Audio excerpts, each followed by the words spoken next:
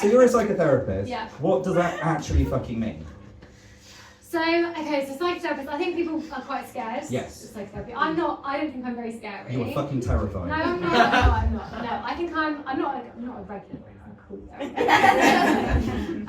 I think therapy in general can feel very, very scary, but it's more of a, I don't know, it's an open chat, but my morality of how I run my life is completely left at the door. It's got nothing to do with me, with what the client wants to bring.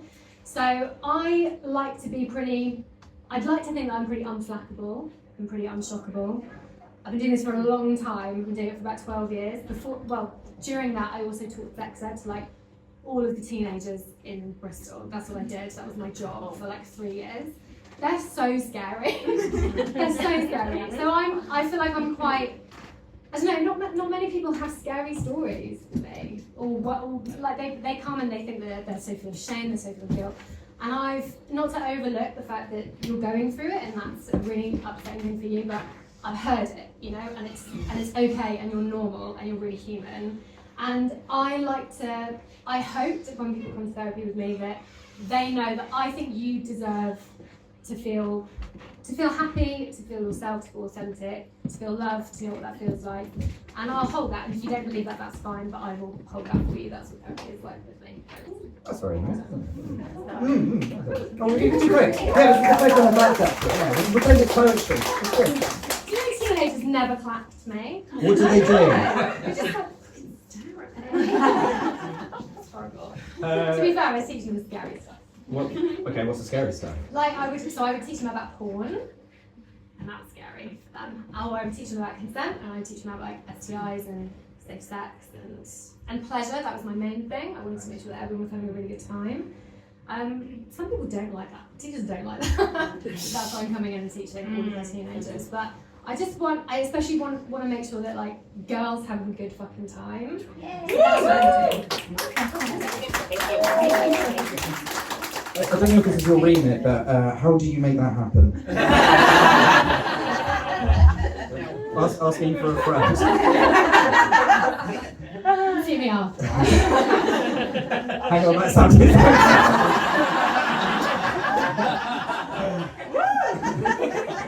I'm not that kind of therapist. You did a TEDx talk, didn't you? About. Yeah. She did! Only get Stephanie Healey. Don't worry, we'll put links on the gram, up on our reels and the stories and all the rest of it. You can follow us and then you can buy tickets for the next one.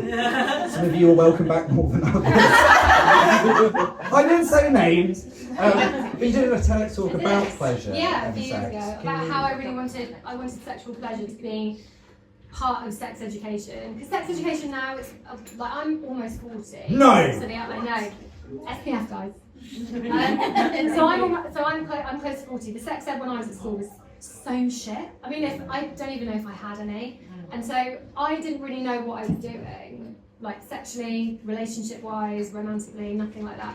So it's different now. Like sex ed is part of the curriculum. It's got to be on there, but schools can still kind of get involved and decide what they're going to have. So, but I really wanted sex ed to be right at the sexual pleasure to be right at the start of it, because isn't that like mainly what we're doing it for? I think. Yeah. You know, so I wanted to make sure that like teenagers knew what they were doing, that everyone was having a really good time, that they were there because they wanted to be. So yeah, so that's what my TED talk was on in 2019. Yeah, it's a long time ago. I think this is the first time I've stood in front of somebody and talked since then. So.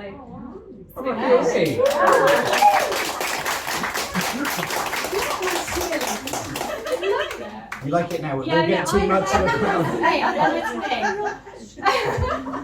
Kind of in your own practice then, how does kind of like sex dating relationships come up?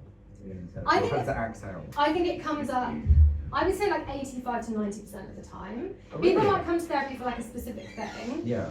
Maybe like a phobia or like generalised anxiety, but I think the majority of people come because something has been really awakened, because they're dating, because they've been with someone for a really long time and they're like really fucking bored, or they don't know what they're doing with their sex life. So I think it's one of those things that again, because we don't talk about it, or we talk about it with our friends, but it's not like a wider thing, and so it's become really normal for it to kind of be in the shadows, I think, and I don't want that to happen. Like, sex and relationships are really hard, I think. They can be really simplistic, you can scale it back and you can make it work for you. If you don't really know where to start, then that's really difficult. And your version of like sex and relationships is going to be different to mine. That felt really personal for a moment. And I think it's different for everybody, but I think therapy is a really good place to go and try it out, and I would say that you want a therapist who's pretty unshockable, who's not going to be like, oh, that's really weird. Like that, and there might be therapists that do that, but I like. Have you guys seen Fleabag? Yeah. In the second series, she goes to therapy. She's fallen in love with this priest. So she goes to this therapist. I think we all fell in love with that. Oh, yeah. We definitely did. I heard a lot about it. Does he come up in therapy? Really? Have you heard he does that erotic novel recently? Yes, he does. Quinn. Has anyone heard snippets of the erotic novel? Good. Oh, you will. It's good. But yeah, so she goes to therapy in the second series, and it's like a 4-minute clip. It's really short, but she says really quickly, she goes, "I want to fuck a priest," and what she does is she just doesn't react, and she just goes, "Catholic," and she goes, "Yeah," and she goes, "Oh, we're going to bet you to go for that." And she asks like an existential question of like, "Oh, do you want to fuck a priest or do you want to fuck God?" That's the question that I would probably ask. But in this, she just doesn't. There's no worry about it. There's no concern. She doesn't judge you at all. She doesn't look at her and go like, "That's really immoral." She goes, "Yeah, okay, I get it." And that's what you want in therapy. And I think having that space where you go and talk about whatever is going on for you, whilst you're trying to figure out, whilst you're probably up against your own moral code. Maybe you think something, but you're behaving in a different way, and you're like, "What the hell am I doing?" Therapy is a great place to do that. So go to therapy. It's a good time. But what do you do? I'm already thinking for many people, like the big fear is there might be guilt or shame about something. That's certainly something I've faced in the past. Like, you go, "Oh no, I don't want to tell you what I know you're a therapist, I know it's a safe space, but I don't want to talk about what's going on in here. Because I don't want to admit what's going on in here." Is that really common? Yeah, all the time. And I think I've been doing this for, how long have I been doing it for? 14 years. It's been a long time. So when people come in, I can kind of see that they want to say something, but maybe they're not, and I might tease it out of them. But I also think I know what they're going to say. Like, guilt and shame follow us around like a fucking bag smell. And if you feel like you've got a particular moral code and you're somehow going against it, and you're trying to figure that out, then you don't need me to apply any guilt or shame to you. I'm never going to do that, because the way that you behave has got nothing to do with me. You're always, like everybody who comes in through my door, you're all good people, there's not many bad people. You're all good people, you're all trying your best. You're all trying to get the great love story, and you want to be someone else's great love story. And so guilt and shame is one of those things that, like, I see it, I know it's coming, I know it's around you. But like, I'll hold it for you. You don't need to carry it around with you. That's what I would say about guilt and shame. That's great. I'm generally quite moved by that. Yeah. So you find, we can applaud. That's okay. Very lovely. And then, do you find there is a catharsis then? How do people reconcile then what's going on in their head? I think there's something really powerful about saying something that you feel really ashamed about out loud, and having somebody not run away, or not be like, that's really weird, you should keep that to yourself. I'm never going to say that. And whatever you tell me, whatever you say in therapy, if you've got a pretty astute therapist, whatever you're going to say, they've either heard before, or like, it's not going to affect anything. You can say it out loud, and it can just be in the room, and then you can leave it there. You can go home, it's there. You can come back and sort it out the next week, So so I think it's just one of those things that I think it's, people wear it like an old cardigan, and you can just take it off at times. It's a very normal thing. Nice. Now we are in Bristol. We are in Bristol. Bristol is you are weird people in Bristol. You are weird people.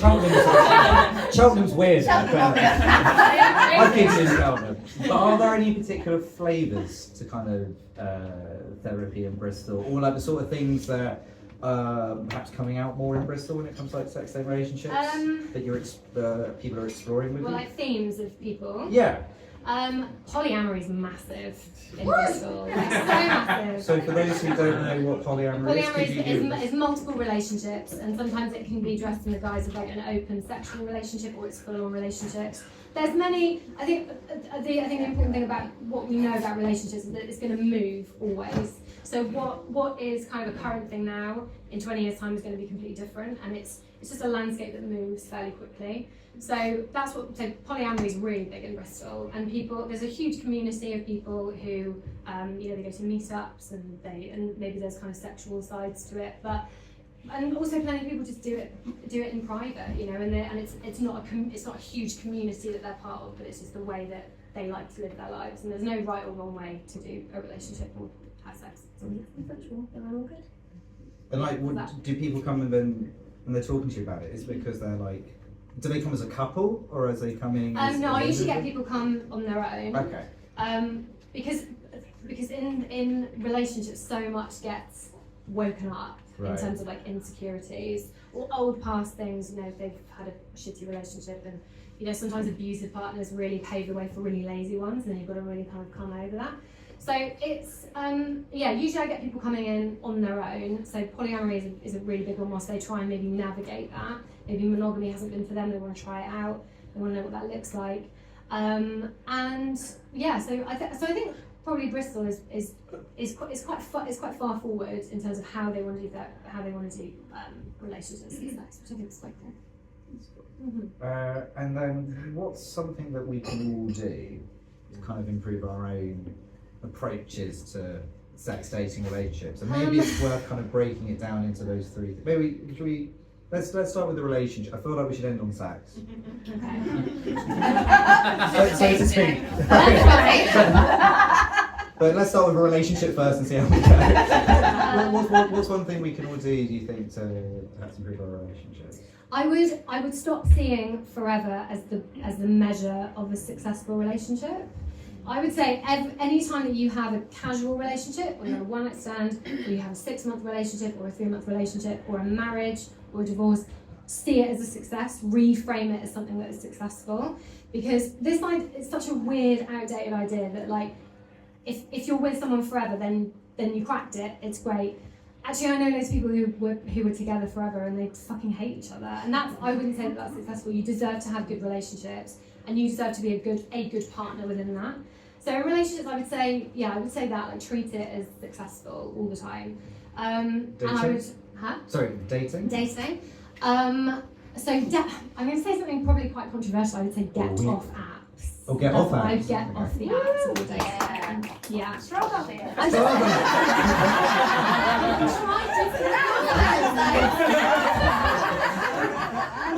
I think you've got your answer now. I think what's good about like Strava, even though it's not an app, it's like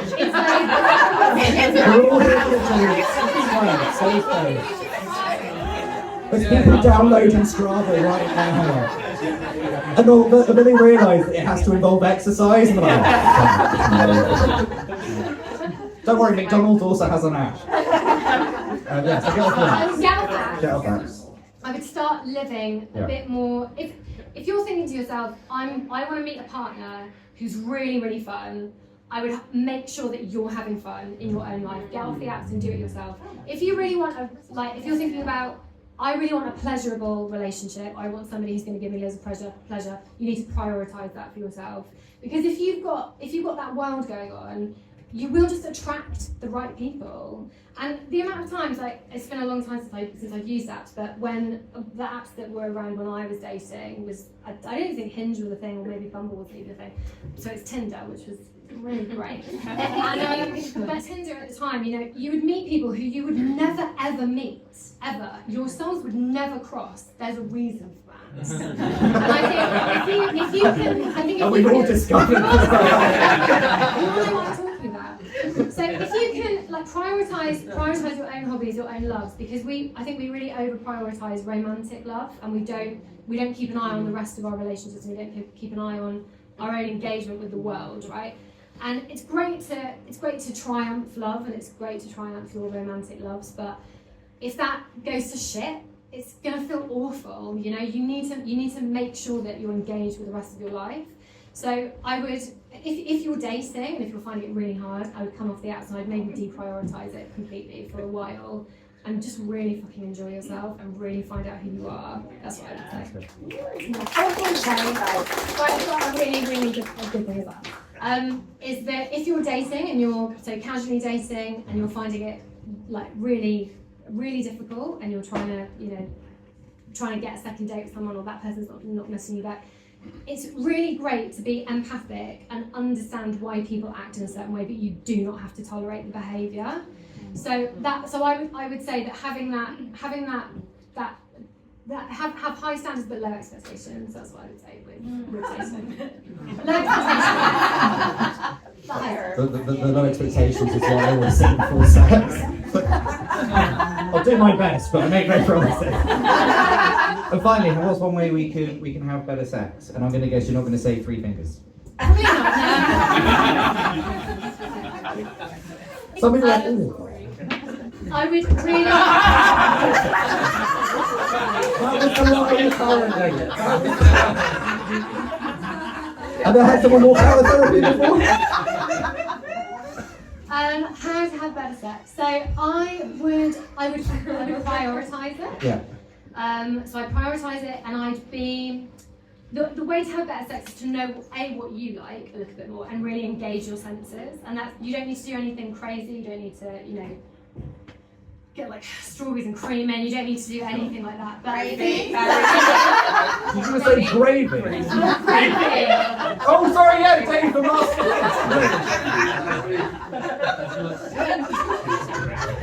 That's a callback from a month ago. But I think something about sex is how over-dramatised it's become, or over-performatised it's become. And sex, especially sex in a long-term relationship, is going to be completely different to when you're like casually dating or when you're first dating. And this might sound really cringe, but I think sex in a long-term relationship can be really, really beautiful, but it's so different to what you've ever been taught. And I think sex has kind of got this, it's got this flavour, which is, it's got to be super passionate, it's got to be really spontaneous, it's got to be it's got to be insane, it's got to be like whips and chains and all this stuff. And if you're not doing that, sounds then good. That's great. Sounds Great. Not shaming. but also, like, I think sex as well can be a really beautiful. It's a beautiful raw thing, and so let it be that, And sex and meaning changes over time. When you're with someone for 10 years, it's going to be different to when you've been with someone for like a night. It changes when you have children. It changes when something happens, or when you're really stressed. So try not to prioritize it, but don't let too much meaning get attached to it, because otherwise you'll go mad. Thank you very much. Ladies and gentlemen,